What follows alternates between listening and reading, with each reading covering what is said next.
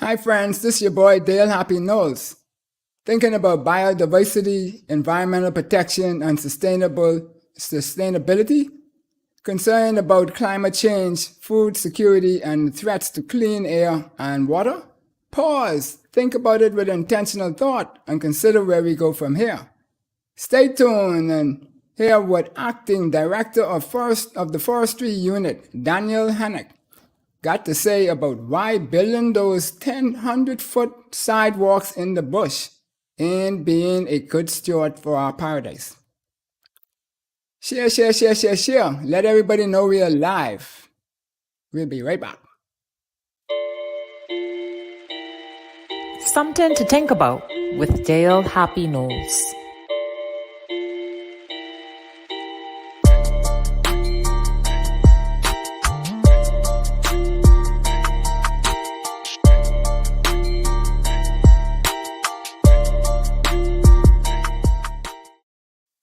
Welcome to Something to Think About with Dale Happy Knowles. We highlight novel ideas, activities, and people with the goal to stretch our minds and to raise the consciousness for opportunities. Join our co-sponsors, DomDev Enterprises and Page Investments, and our friends at Something to Think About in this discussion. What we think, we become. What we radiate, we attract. And what we imagine, we can achieve. Let's change the narrative 242. So as we mentioned before, this evening we have a special guest, and she is a young lady who is a natural resource manager in the background of forestry, science, and urban geography. Now, you know, these some big things. Around for 18 years in the civil service, and many divisions or departments from GIS Center, Public Works, the Environmental Center Department, and then now, within the forestry unit and acting as the director, and so we know that shouldn't be happening for too much longer. We don't believe in acting too much. But we would like to welcome Ms. Danielle Hanek. Now, I say it right, because you know, I say it all kind of crooked ways sometimes. Hi, good evening, Dale. Good evening, Bahamas. Yes, you are saying it correctly. It's Hanek. Yes. Hanek, so think of panic with the ick at the end. Hanek. Yeah, but okay, cool. So you could cause them to panic if you ain't a panic. No. Cool. Well, now, thank you. You're welcome. Now, in school, I always knew that anything with three letters, three or more syllables was a big word. So break down that word biodiversity for me. Yes, it is a big word, and it's been around for quite a while. Actually, in the early 1990s, you have the Rio Convention of Biodiversity. That was a huge game changer in terms of focusing on the environment. And so even this Conference of the Parties, we've been hearing a lot of COP. Recently, there was one in Scotland, and so we are now preparing for COP27 in Egypt this year. Mm-hmm. And the point of that was we had the very first COP for biodiversity here in 1994. It would have been Crystal Palace back then. And I could remember as a high school student going to see the exhibit there. And so the Bahamas has always been a part of the conversation of biodiversity and conservation and environment. So biodiversity, really what we're talking about is life. We're talking about our variety. So if you think about if you were in business and you were selling a shirt, and if you just had one shirt, let's say you had a black shirt with a earth on it. But let's say the moment that people change ideas or fashions, then you are only selling this one shirt, and then you'll go out of business. But if you sell many shirts and of different sizes, types, colors, you're able to, with the passing trends, you're then able to be in business because you're selling a variety of shirts. So similarly, like with life, with species, so you have genetic biodiversity, species biodiversity, you have ecosystem biodiversity. All of those things basically means you're having a high diverse number of species or variety. And we have that saying, variety is the spice of life. It really is, because with it, you're able to adapt and adjust. And the idea with a healthier ecosystem, with a higher biodiversity, when tragedy hits, let's say like a hurricane or a forest fire, if you had a healthy ecosystem, it will be able to build back better, quote unquote. Right. It will be able to bounce back. So that is why. So that is the idea. And we could see an example of, let's say, with our orange, for example, in Abaco, we had acres and acres of oranges, but then it had a blight. And then it was wiped out and it was no more. But if you had a variety of species there mixed in, then possibly it is possible that it would have survived even after that. But Right. So that's that concept there, referring to variety of living species on Earth, and the concept that, so I'm looking at my notes because, I believe in open book tests. So it's the number of difference of individuals. So basically you have the increase of variety, meaning the healthier the ecosystem. So ecosystems, what does that mean really? So if we look at the pine forest, that is an ecosystem. If we look at the mangrove forest, that is an ecosystem. If we look at the ocean, that is an ecosystem. If we look at our beach, that is an ecosystem. So these are different types of ecosystems that operate together. And they are all interdependent. We may not think so. We're like, whatever we do on land doesn't affect the sea. But much research has shown that, yes, what we do on land affects the sea. And what happens in the sea affects us on land. Cool. That's awesome, man. Because now you bring everything down to my little level there. Right? Right. So, yeah. So now my mom and sister, they have this habit of manicuring this oversized garden that we have, which I call bush, right? And so besides the pine forest and that, I don't know of anything that we've ever had anything called woods. So how we get to have forests?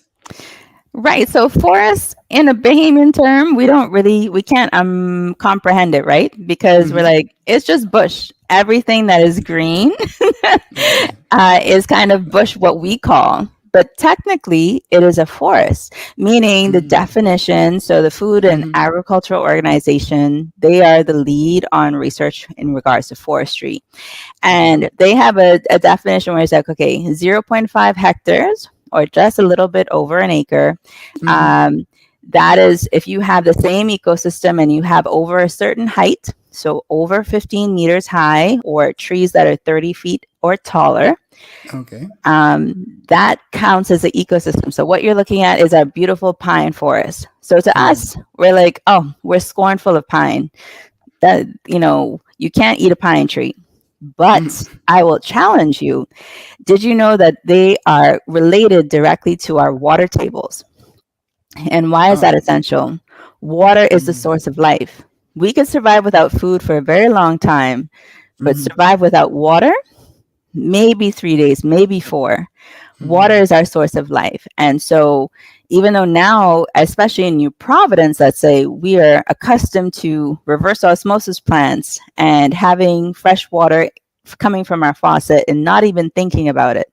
This is actually a privilege that we have. We don't have to be so concerned about how much water we consume. But if we didn't have reverse osmosis plants, we don't have rivers. We don't have waterfalls. We don't have ice caps that are melting. Right. Where would we get fresh water from? And our fresh water is actually in water tables underneath the surface. Right.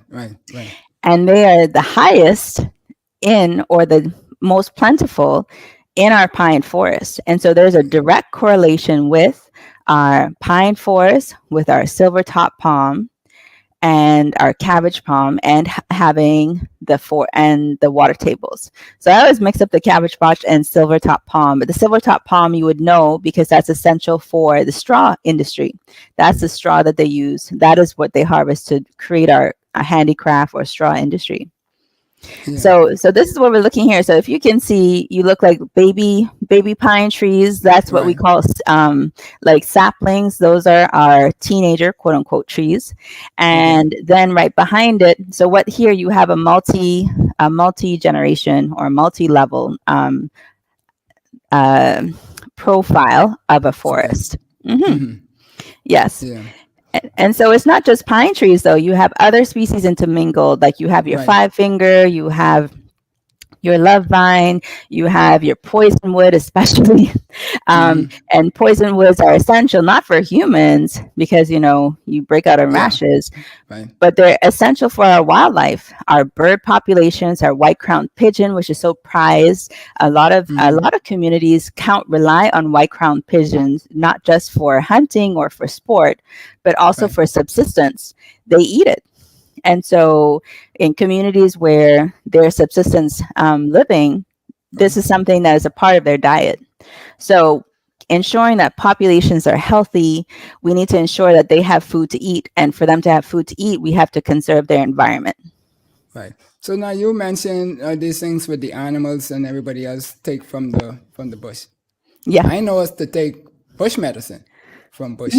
And so Yes. I know of the value that brings to us. And some people even say it carried us through COVID. I don't know if there's any I would science believe or that. proof to that, but I mean, I wouldn't put it past them, right? So how else does bush connect to our health? And why do we need to protect it? In so many ways. For example, trees are likened to be the lungs of the earth. That is how, at basics, it takes the bad air and it makes good air, right? It takes the CO2 and then it has a process and then it creates oxygen for us. So that it cleans up the earth. It also sequesters the carbon, which means it absorbs the carbon. It helps regulate temperature. The soil and its roots help keep the trees, the roots keep the soil so you don't have that constant dust and breeze and such. And so all of those help or affect air quality when we are what we breathe. So that is a part of that. So and especially during how you mentioned COVID times, I know we did some research in Acklands and Crooked Island, and they have the COVID tea is what they would call it. So mixing the cascarilla bark, mixing what we call rat's tail, or it's really like a blue flower plant. It's escaping me now, but they would do a mixture, right?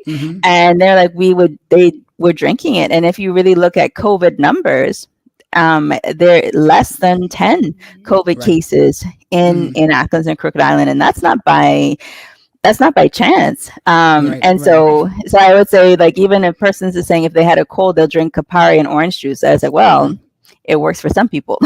Right. Yeah. Right. So, I mean, so those are medicine. It's medicinal. So technically what we call that as non-timber forest products, because it's a product, it is a benefit. It is something that we can transfer into a product and then sell. So bush medicines, medicinal plants, these are essential. And this, there are some who question the source of Viagra, that actually it probably was from a researcher who was clipping plants and took it back to a lab. And the properties of the chemicals, the properties of that drug are similar to the properties that are found in some of our bush medicines, like the 21 gun salute, that concoction that they do. I mean, there is something to that. There is something to that. Because we think, and I think that's the challenge, we don't know how resourceful, what wealth we have in our natural resources. And it's like, oh yeah, you could come and you could take it. And then you don't realize that, okay, they actually take it and they develop it into a drug or a beauty product like Campari. They develop it into $1 million industry. And the benefits from that are very minimal, if anything. Yeah. Well, I'm trying to get the government to make a special industry, new industry, so that we could benefit from bush medicine and not just allow others to benefit from it. That's work in progress. So we'll see how far we get with that. Yes. And so forth. And to be a part of that, you have to conserve the resource. So recognizing areas that we need to conserve where they grow, because all of these species grow together. It's not just one species. You can't just say, okay, one tree, like this type of tree is fine and you could put it anywhere. No, actually what we're finding is all of the species together have an interdependency. They rely on each other. And then based on that combination, that helps them grow. So that is what we found, what we've been finding with the cascarilla. the cascarilla bark is very particular. It doesn't grow just anywhere.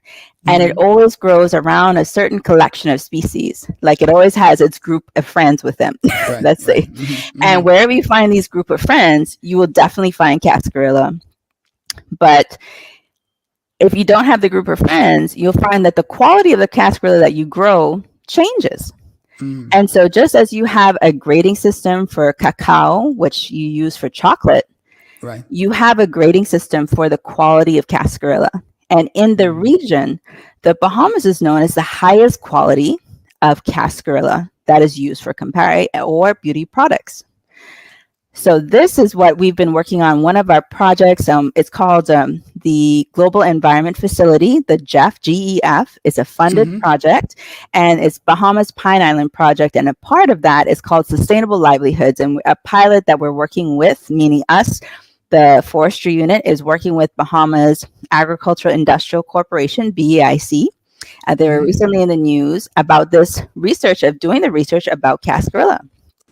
Because even though people think, and the funny thing is, when you talk to people in Acklands and Crooked Island, they're like, oh yeah, we're rambling in the bush. We're going to go to Samanaki and Planaki to harvest it, right? And you think it's so plentiful. But when you really do the research, and meaning you go in the bush and you tackle, you go rambling and you tackle the haul back, especially. And you go through and then you try to navigate all of the vines and everything, you recognize that it's not so plentiful, that there are very specific areas where it grows. But it can grow in a plantation setting, meaning it can be propagated. So that is what we're going to experiment. So that way it doesn't have to be this big competition. People don't have to risk their lives going over that deep ocean water to Samanaki.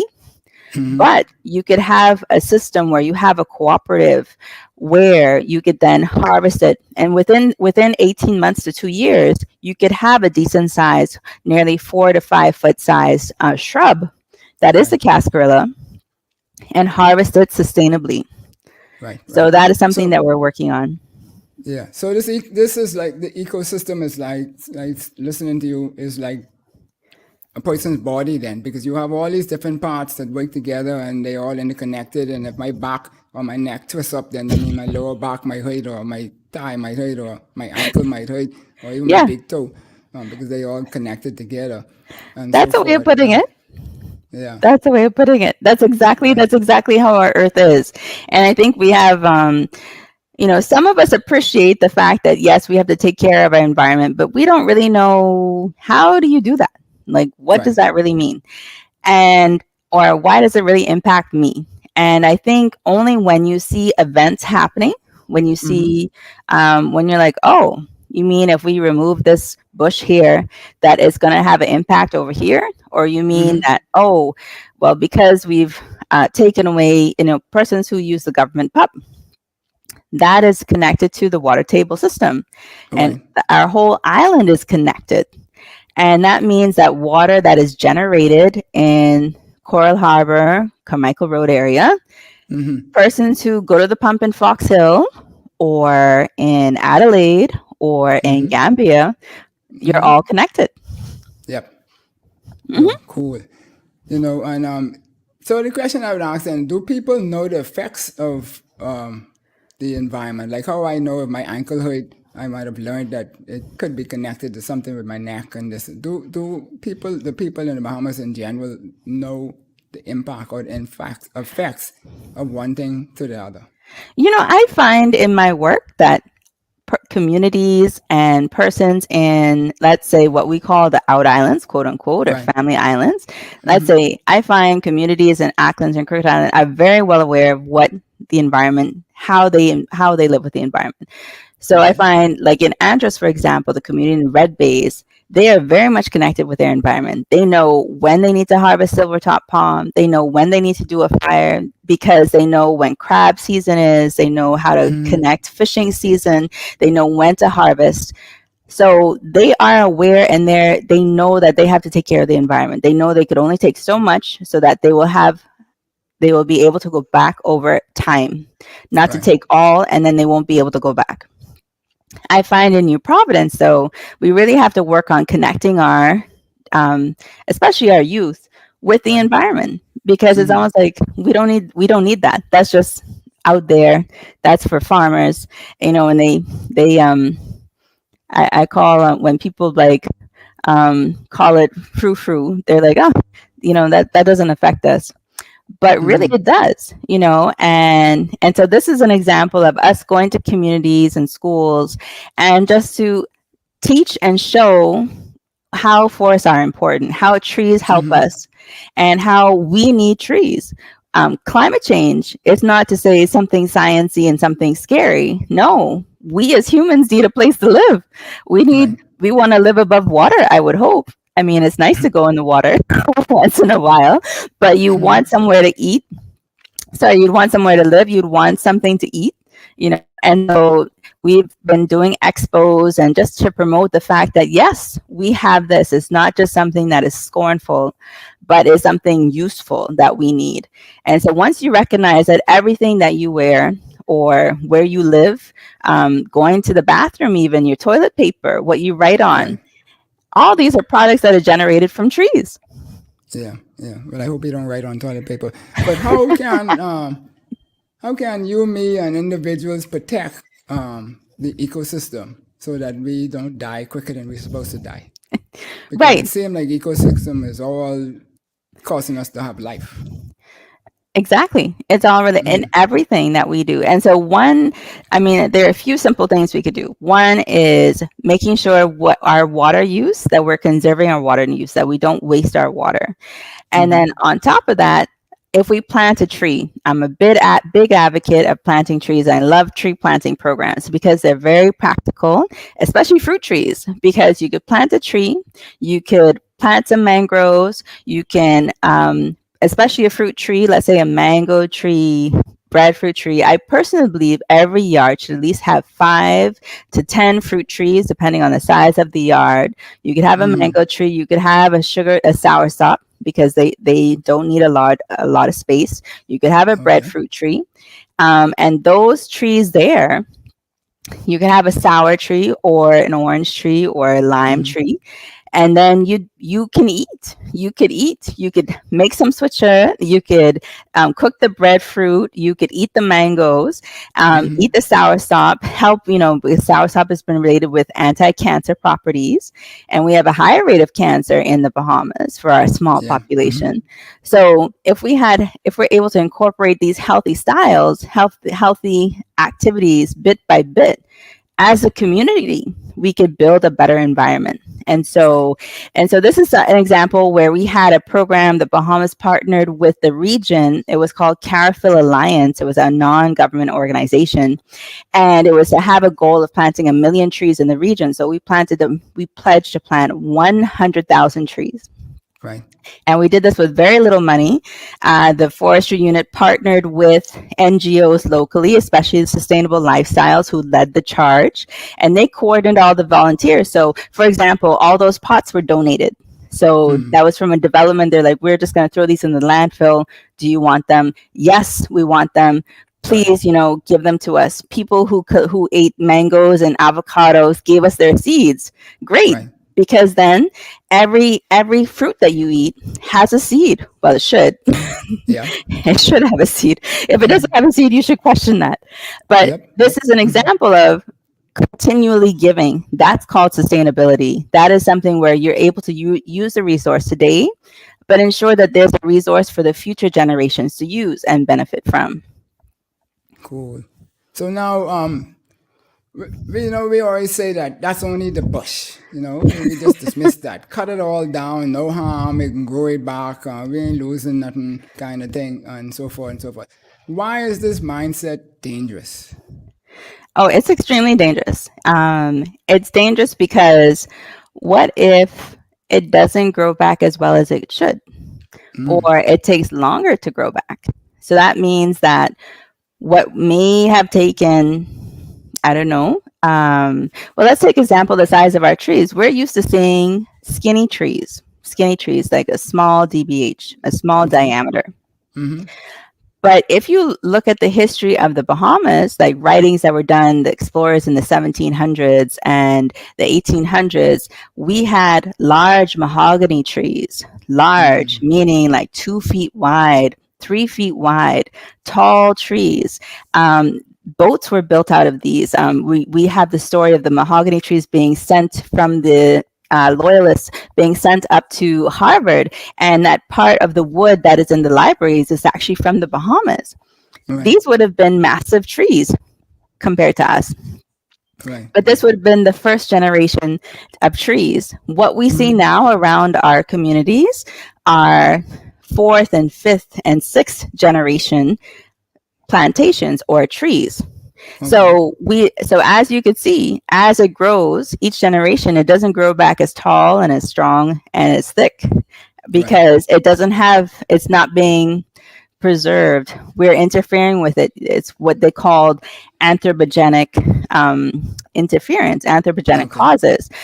So we have this pressures of development that the trees now, so we're stressing out the trees. So they're trying to adapt, but the benefits that we would have experienced in the 17 or 1800s, let's say, we're not experiencing now because we're not allowing the trees to grow for hundreds of years.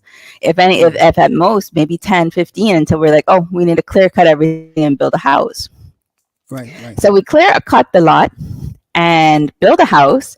And then we're like, oh, we need to get some vegetation and some trees. So we bring in the soil and we bring in plants that are not indigenous or they're not native. Right.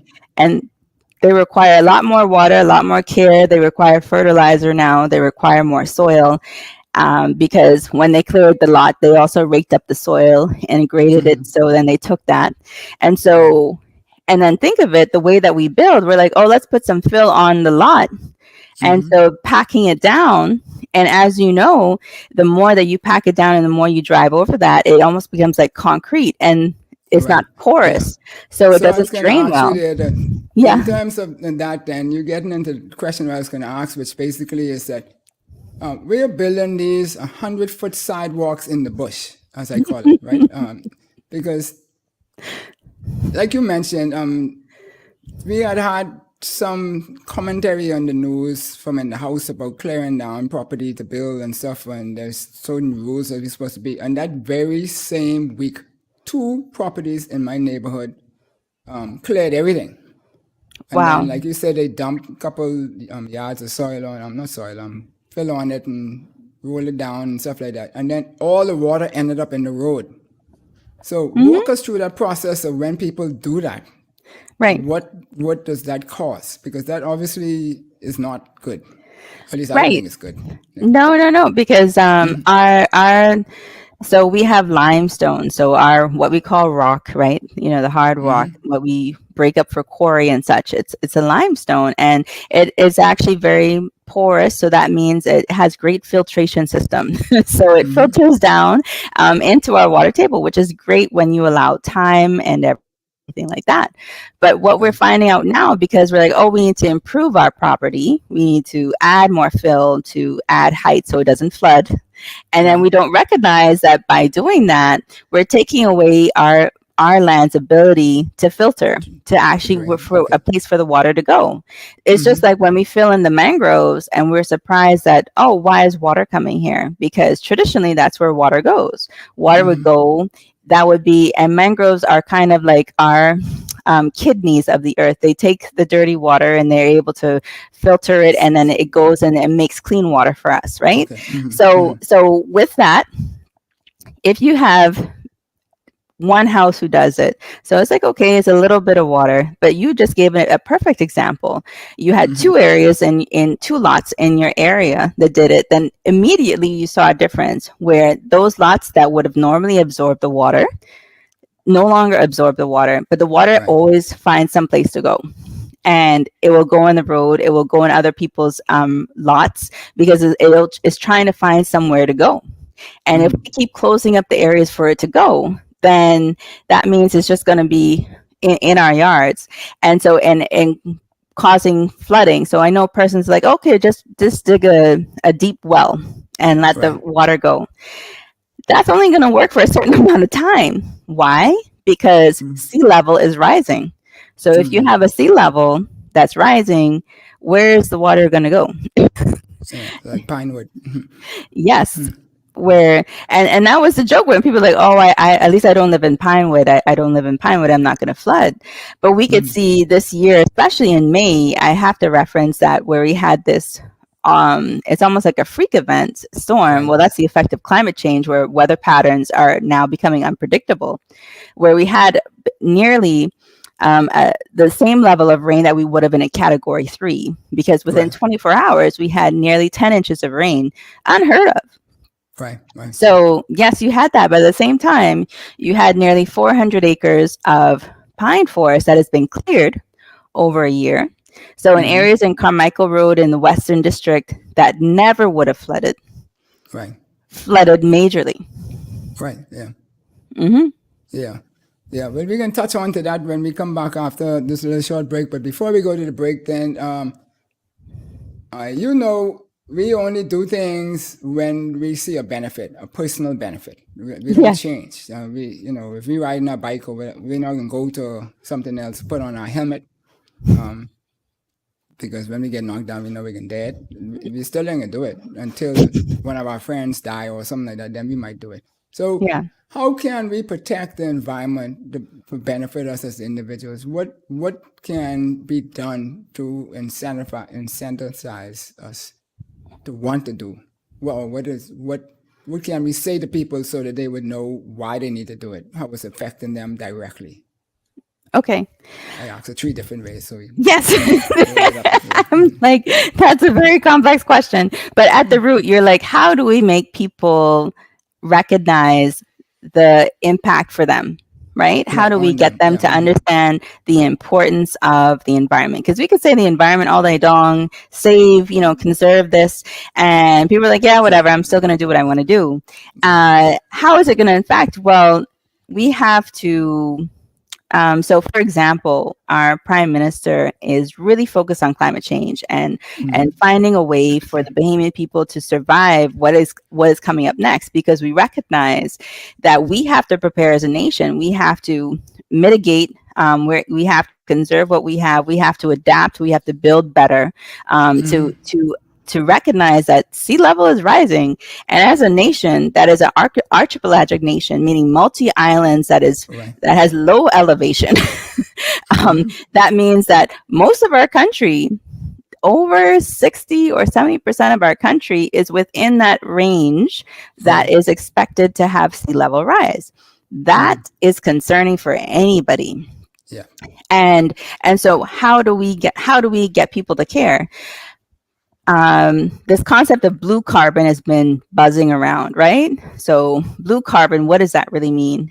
We recognize that our seagrasses are highly valuable. They have a high level of sequestering carbon, meaning absorbing carbon. That means our sea, we're mostly sea. We have 100,000 square miles of sea in our exclusive economic zone, in our boundaries. And what we're trying to do is find a value for that. And the fact that we're able to find a value, meaning this concept of carbon credits, quote unquote, the Paris Agreement, those things that are buzzing around, we are diligently working together to see, okay, how can the Bahamas benefit from accessing these big sources of money that is available? And so one thing is conserving our environment. So if you could consider every mangrove tree that is impacted, or seagrass tree, or pine tree, and you cut that down and you're removing our chance to have money. That is a dollar value. And we've been able to prove that there's a dollar value associated with every species. And so what we're doing is we're trying to highlight the fact of where it is, count how much it is, prove how much we have, to then say, okay, we could then say that in the excess that we have, we could then sell that. And that is that concept of carbon credits. So if we could then say to the average person, hey, we want to keep that tree, because the more trees we keep and document, and then we're able to quantify and then say, okay, yes, we're maintaining our levels, we're maintaining our credit, we're maintaining our capital, and then the we're maintaining the principal, and then all of the interest that we're able to then leverage, we would then benefit from that. So if that could be the difference of, let's say, if we kept this area, that would be a benefit over a 20-year period of, let's say, $10 million in ecosystem services and able to credit the nation. And then if you remove it, right, then you're like, we just lost $10 million. Right. Yeah. Well, you say $10 million, but I deal in the billions because I say we have $100 billion economy and it's built on 5 pillars. Right. Sun, sea, digital, and people. And so at some point in time, we can catch up to that. And this administration seems to be catching up in a fast way. Now, I don't know. We will see what happens in the long run, which is good. At least we're going in the right direction at this point in time. Definitely. I would say in my whole career, I would say this is the most proactive I've ever seen an administration in supporting not just the initiatives and the agreements that the Bahamas has agreed to internationally, but also ensuring that we as technical officers, we in the government are able to do our job. We're able to then say, this is what we need. We need to validate these numbers. We're able to go and do the research, and we're able to help influence policy that will benefit the Bahamas. And it takes time, yes, but I would say that this is something that whole concept of national development, this is where you have that national development concept where you have to keep this not just for a political administration, but for the conservation of your nation, preservation of your nation. This is what is needed. Yeah, well, we can touch into some of that part of it, not too much, but on the other side of the break. So, Madam Producer, we've been listening to something to think about with Dale Happy Knowles, and we have the acting director of the Forestry Unit of Environment, the Ministry of Environment, on the show, and we're discussing how to get that 100-foot sidewalk that we put in the bush so that we'll know what we need to do with it. We'll be right back.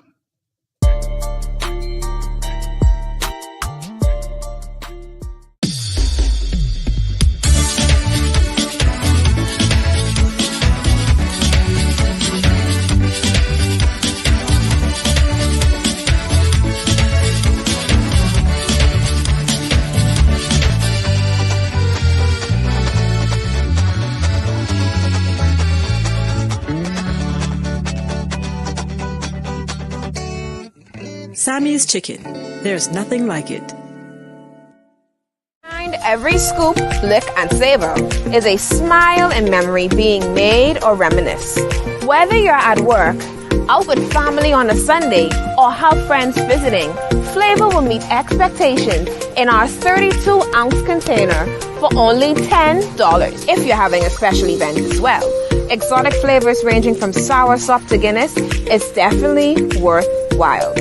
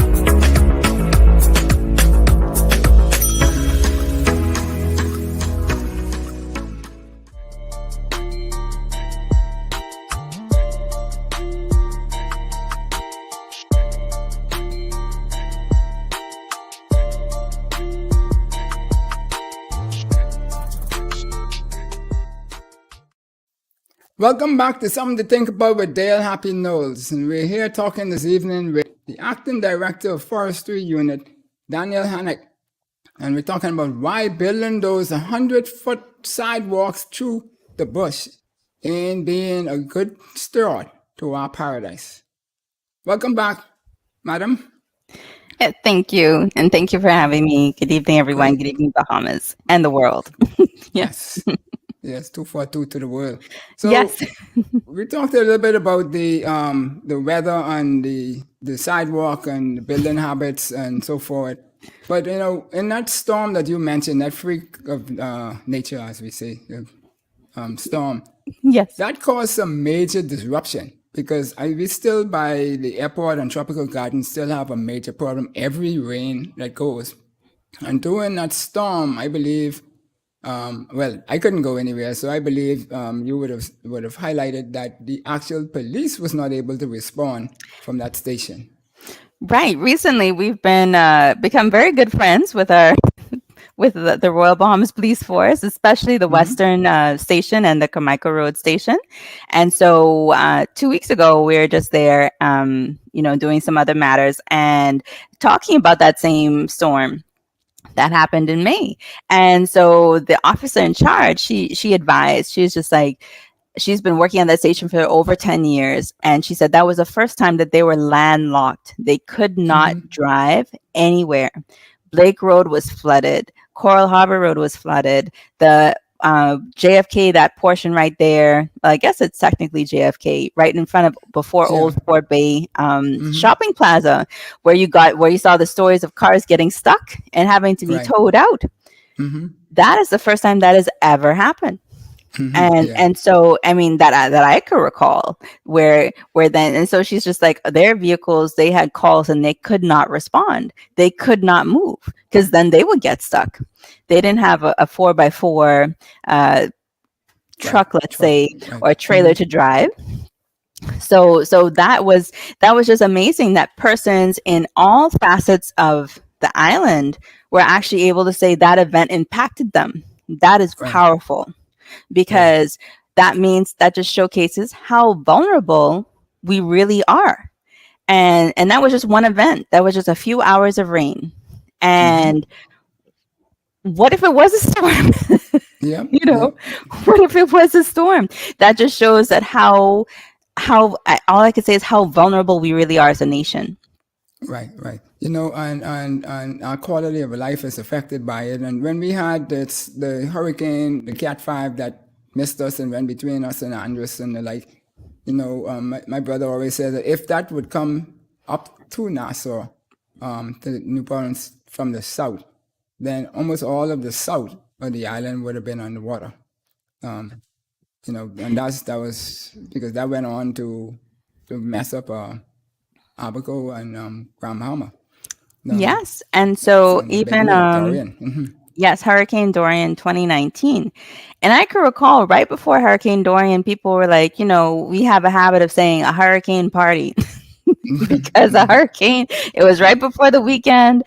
And you're like, oh, we're just going to have a hurricane party. No one really took it seriously. And because it accelerated and then you never knew, you just didn't expect it to rest so long. It was a very slow moving storm. And especially how it just sat over Grand Bahama for hours, like over 24 hours. It just didn't even move. So like those are things you can't even plan for. And so in terms of that, you're just like, okay, New Providence was blessed that it did not impact. And even though we had no direct hit, people were still affected. And I think, is it in Yamacraw Beach area, persons still got flooded. And so imagine if that was a direct hit. You can't imagine it. And then on top of it, like, so when I did when I started out in the service and we did GIS and computer mapping, meaning, and there's a topographical layer where you could see the elevations of the islands.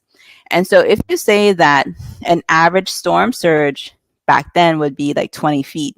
Now we saw there were storm surges in Abaco and Grand Bahama that were 40 feet tall. But let's say the average basic modeling of New Providence, you would then impact over 70% of the island. Cool. Think about that. Where are we going? Yeah. We can touch on that a little bit. Where we go. That's part of what we always talk about. But talk to Jean Tink. Hi, Jean. says, not hygiene, hi, hygiene. Great topic, and our guest is very knowledgeable. We only need to put small, simple changes in place and achieve great benefits. Thank you so much for your thoughts-provoking session. Cool. Thank you. Thank you for joining us, and share. Make sure the whole world know, because that's how we're going to change the thing. And that was actually my next question. How do we teach people to know the importance of the environment and to use their own individual powers to affect the change that we need? And so one of the things that if our listeners and those who can watch can share the links all over and ask people to watch them, ask all of the schools to watch it so that they can learn and teach the children, all the teachers, and so teach the children.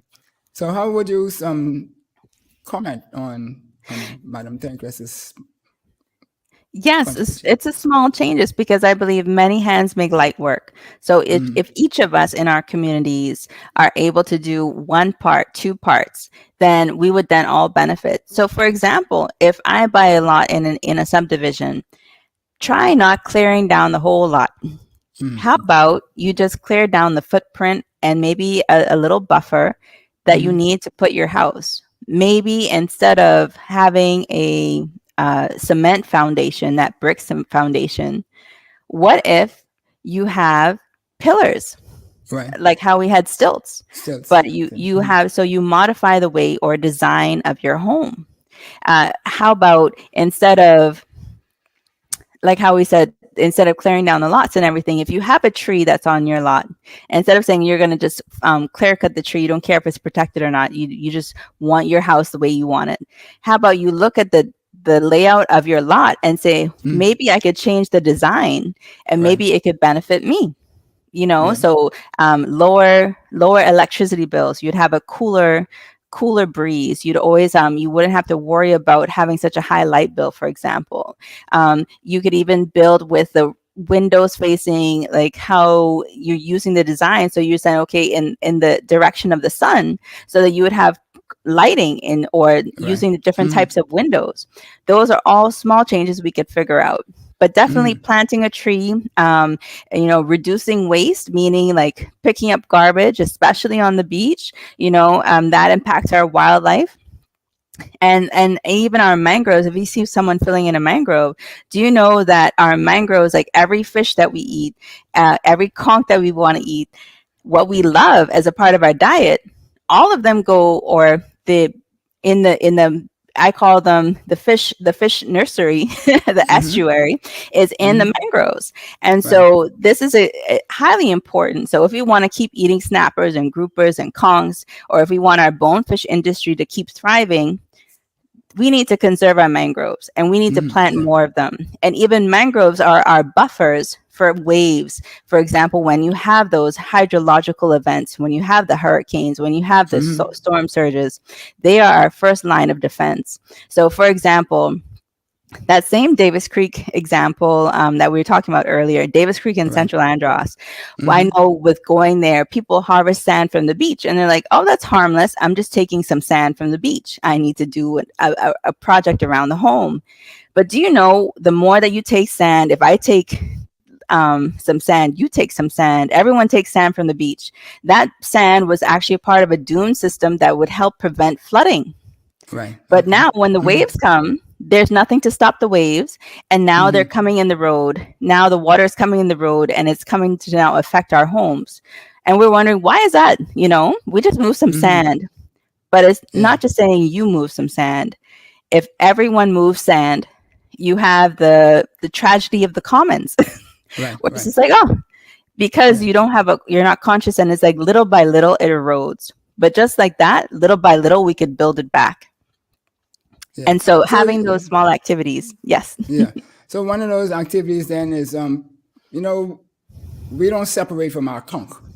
People keep talking about how we need to put a period of ban for the year because our conch is getting overfished and the like and stuff like that. So is that because of overfishing or because our mangroves and the like that you say where they grow is being depleted? But everything is connected. Dale. So if we are reducing its habitat, if we are, for example, have you ever noticed, like, let's say at Montague, where they just throw the old conch shells in the sea, Right. and you're like, oh, it looks so like it's dying, nothing's living here. And so imagine the point of view from the conch when you're like, Right. oh, they just killed my friend and they put its body right here, I'm gonna move. And so meaning it's we need to have a season. The data that we are seeing is that our conch stocks, we are one of the few countries that doesn't have a season at all, from it not being extinct. So in Jamaica, they have a season, for example.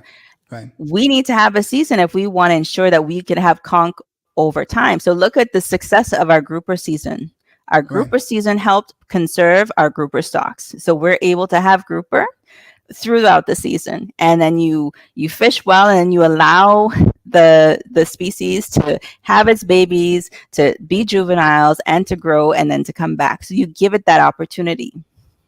Yeah, well, we will have to have some serious conversations on that, because if we think lockdowns cause some mental issues in our Bahamas land, taking conch away from people for a period of time could do some serious things. But that leads me right into to the question that we always ask here, is that we talk about things that we could do, but what could the government do to help us? Or what do we need to do to the government to cause them to do things to help us? That's such a loaded question. Yeah, but you're sitting in the seat, so I got to ask you that question. So for me, where I sit, having fruit trees in every yard, especially in urban areas, that would be an activity that I'm focusing on. So I have a pilot project idea where you could focus on at least having 5 to 10 fruit trees, depending on the size of the lot. If they're vacant lots, working with persons in the community to say, are they willing to allow us to put fruit trees there? Within 2 to 3 years, those trees are going to fruit. Right. And that would not just feed the persons in that community, that is a business opportunity. Look at the Connect small business owners, or look at the breadfruit small business owners. Look at the coconut water conglomerate that you see around. These are opportunities, micro investments in communities where you are not just tackling food security, but you are giving an avenue for economic growth. You're allowing persons to have an income, to work, to have that honor of earning a salary legally, right? And so it has multiple benefits in the community. And so that is something that I think is practical, it's feasible. We could promote planting a fruit tree, promote the agricultural programs at the high schools and junior schools of having a fruit forest. And so that gives something tangible. Can give, especially giving youth an opportunity to interact with the environment in a healthy way and understand, so this is what this does. It actually does benefit me. I do feel better when I walk in this forest, or I have my hands in the dirt and I'm planting a seedling, or I'm planting a mangrove, and I can understand that this is my part, that I am helping this. I think that is something that could give us pride in our environment and pride in how we live, and also tackle the basic thing of, if you're hungry, eat a fruit.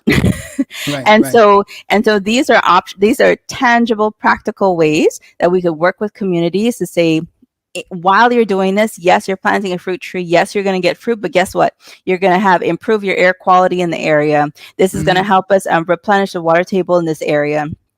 This may cut down on your electricity bill because it won't be so hot, And so these are practical benefits that persons could see, and over time, they could then recognize that.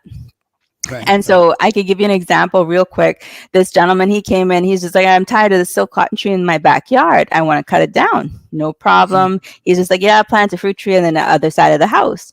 I saw him like maybe 2 years later, and he's like, do you know that my electricity bill went up by like $200 and $300? Because of where the tree was. His house was always in shade. He didn't think about it. And so he was just annoyed about the leaves of the tree, but he never thought of the benefits. Now he has to be conscious about, I have to cut off my AC. And so now he has a bill. And those are small things. So imagine that multiplied out in a community. So is the what's it called, forestry unit in your mind running on high octane, is a high performance unit organization, or do we, the citizen, need to go and beat on some doors and say we want to energize and empower your unit and your sister units so that we could get this environmental thing right? Yes, I think, well, government is reactionary. It loves to have the feedback of the public, believe it or not. So the outcry and the demand from the public will actually help empower us to get the resources we need to meet that demand. So I would say that working with our communities, and I think that's the thing, our Department of Environmental Planning and Protection, we have new laws now that protect our environment. And so the fact that we need a certificate of environmental clearance to do anything with our land, this is what we need to educate persons on, that, okay, if you want to do this, or even if you want to harvest a protected tree, we have 137 protected trees in the country. So if you want to move it, we work with people to say, okay, but if you move this tree, then I have to replant 3 trees to replace it. And so that is something that we need to do. So we need more staff. We're a very small unit. We are only like 10 people or 11 people, and we need more staff. We need more resources, and just to plant out trees and to get communities involved, so that common verbiage would be carbon sequestration, blue carbon, knowing that the fruit and the different fruit trees and different protected trees, you'd know what a lignum vitae looks like, you know what mahogany or horseflesh looks like. And so these are opportunities to say, bring that in our awareness. So the bush is not a place to hide your dirt, but instead it is somewhere to conserve and to actually grow with. Yeah, no, they leave my bush alone now, because the bush, from my little biology in school, what I learned is that trees, they suck up all the carbon and put out the oxygen, and that's what I need to live. So we need to protect those things. But as we close up a little bit here now, just give us a snapshot then of all of these things we talked about, because we didn't really touch on the a couple of things, but give us a snapshot of all of the things and how they interact, and then what can we do to help you make your job better. So trees, when we're thinking in the Bahamas, our pine forests, our coppice forests, or coppet as they say in the South, or our mangrove forests, they're all connected in how we interact with our land. But our land interconnects with our sea. And that transition area is our mangrove areas. And so our fish industry, our conch industry, our bonefish industry, the blue carbon, the ability for the plants in the sea. So for example, the seagrass, which is essential in holding carbon, they're all interconnected. And so us doing what is it? It's that Bible verse that says the little foxes spoil the vine. So eat little by little. We actually need, as a collective, to then say, okay, we're not going to build in this area because we're going to conserve this area. This is essential for our water table. It is something that we need to conserve for us. So we're going to say that we're going to, over here, use our land more efficiently, change the way we design, actually put in biotic corridors, meaning areas or buffer zones that could then have fruit trees and other indigenous trees that could help balance the loss of what happened in Carmichael Road area, so that you increase the greenery in the community, so that you have a benefit not just in certain sides of the island, but everyone could benefit. Right. So those are little activities that we could do. So the importance of our coppice is really just the broadleaf trees that we have, and all of that balance is really high biodiversity. So many species. We have an average of at least 40 species that we would see in our pine and in our coppice forest on a given day. And so the importance of our birds, our butterflies, our all of our insects, our bees. All of that works together in the ecosystem of life, and we cannot exist without trees, and trees could exist without us, but we cannot exist without trees. And I think that's the thing. We cannot eat a red mangrove or a pine tree, but we definitely needed to eat, and we needed to live. We needed to breathe. We needed to have water. We need to have a safe environment. We're protected from storms. These are all benefits that we benefit from. So really, it's quite selfish that if we could invest in something, invest in our environment, invest in our trees, and invest in how we could build better. Cool. I mean, and that's the paper of the day, folks. Is, vote for Danielle Hanek. So anyway, but seriously though, we want to thank you very kindly for taking the time to be with us this evening to lend us this enlightening nuggets that you know. We know you have to rush off for another event. Thank you. So forth. So we really appreciate it, and we may bring you back to deal with something else in a more detailed way. Thank you. And you were right, Dale. An hour does go quickly. I was a bit worried, but you were right. Yeah. Cool. Alrighty. So we'll be in touch. Well, thank you so much, and have a safe night, everyone. Thank you. Thank you, Dale. All right. Folks, you've been listening to Something to Think About. I keep saying listening. You've been watching. If you're watching and listening, if you can only listen, Something to Think About with Dale Happy Knowles. It's been a really enlightful evening, learning a lot. So much more to discuss on the table. But as you can see, the energetic bunny, Ms. Hanek, was really, really fluent in providing, or generous, I should say, in providing details. And there's so much that we could do in order to improve and to understand how we are interacting with each other and the ecosystems, and some of the simplest things that we take for granted and think that it doesn't matter has a big impact on the whole picture of how we deal with climate change, food security, etc., and all those good things. Just remember, folks, don't make any more of those 100-foot sidewalks in the bush, because they're going to come back to haunt you later. That's when we clear all of the stuff in the mangroves and the wet fields. And so we block water from transiting where it needs to go and so forth. And these things come back to haunt us, because then we have these catastrophic events and the process doesn't flow. That's like you cutting off your veins or your food line down your esophagus, down to your stomach, and then you can't eat and this and that. All those things work together. So let's make sure we learn it and try and figure it out so we could be.